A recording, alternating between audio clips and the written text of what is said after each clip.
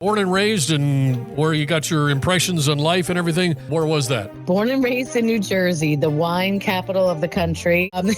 So yeah, my first impressions of wine, maybe a jug or, a box showing up on a party day for my parents. Did not grow up drinking the fine wines of Burgundy or Bordeaux. Certainly in New Jersey, you got to be quick with a wit and a comeback. So that does serve me when we talk a little bit about how I infuse comedy into wine tasting, but started studying, taking classes, and then fell in love with it, but not the attitude that a lot of people have in the wine industry. But that really sort of turned me off. And later when I decided to quit my six-figure software job and become a sommelier, I remembered that feeling. And so the way I do things is always to, never talk down to people, to just bring people along, and wine coach. And then I realized along the way, after doing a lot of tastings, that people want to know far less than you think they do.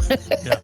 What they really want to do is have fun with the wine. People learn more when they're in a good mood, when they're laughing, and when they're interacting rather than being lectured to. So that's kind of how I lightly started using comedy. And then later, I did a really scary thing. I took a class at the DC Improv here in Washington, DC, and it was called 5 Minutes to Funny.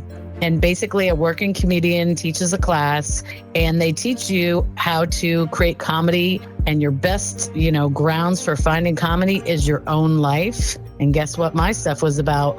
Being in the wine industry, being married to a chef, having a daughter who draws pictures of me drinking wine and what the teachers must be thinking of me.